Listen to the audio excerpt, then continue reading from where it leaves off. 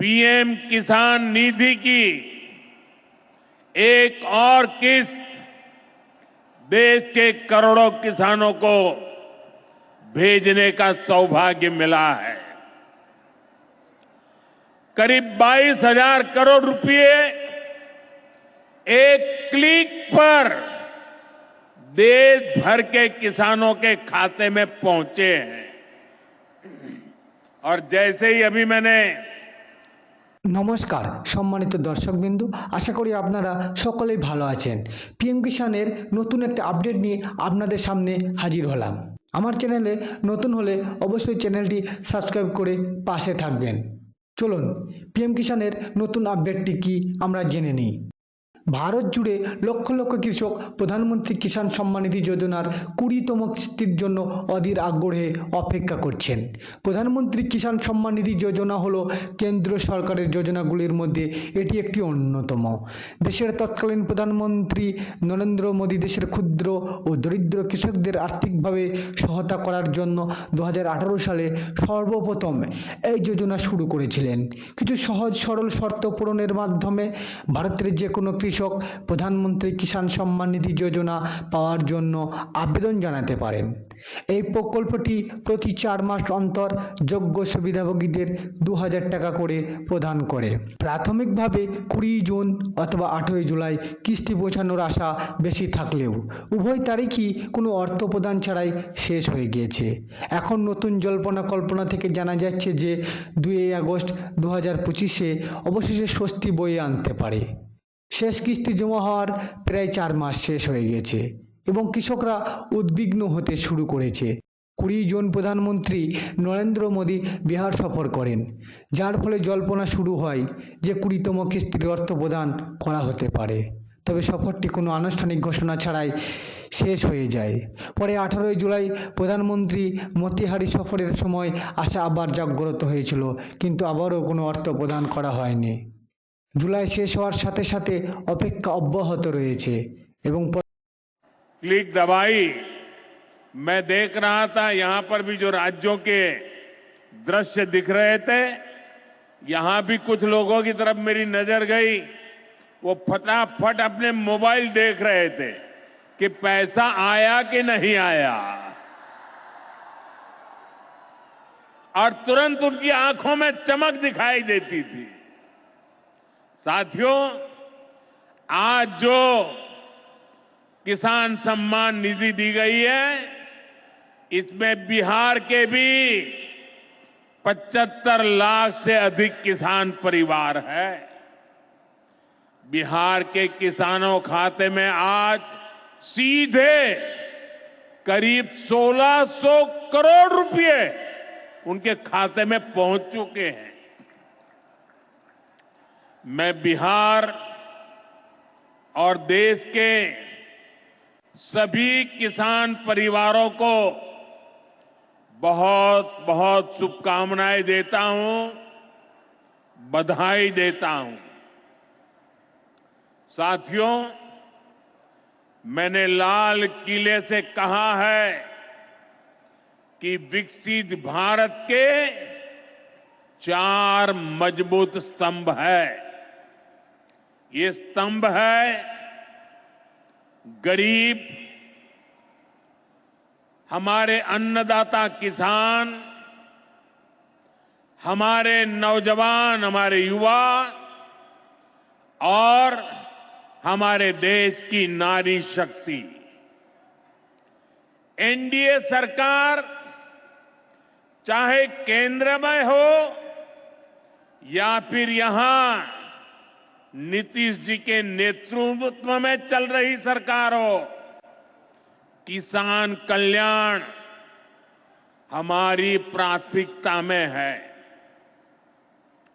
बीते दशक में हमने किसानों की हर समस्या के समाधान के लिए पूरी शक्ति से काम किया है।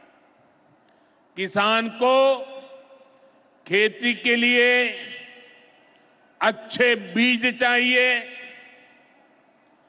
पर्याप्त और सस्ती खाद चाहिए, किसानों को सिंचाई की सुविधा चाहिए, पशुओं का बीमारी से बचाव चाहिए और आपदा के समय नुकसान से सुरक्षा चाहिए। पहले इन सभी पहलुओं को लेकर किसान संकट से घिरा रहता था। जो लोग पशुओं का चारा खा सकते हैं, वो इन स्थितियों को कभी भी नहीं बदल सकते। एनडीए सरकार ने इस स्थिति को बदला है। बीते वर्षों में हमने सैकड़ों आधुनिक किस्म के बीज किसानों को दिए। पहले यूरिया के लिए किसान लाठी खाता था और यूरिया की कालाबाजारी होती थी। आज देखिए, किसानों को पर्याप्त खाद मिलती है। हमने तो कोरोना के महासंकट में भी किसानों को खाद की कमी नहीं होने दी। आप कल्पना कर सकते हैं कि अगर एनडीए सरकार न होती, क्या होता? साथियों, अगर एनडीए सरकार न होती तो आज भी हमारे किसान भाई बहनों को खाद के लिए लाठियां खानी पड़ती।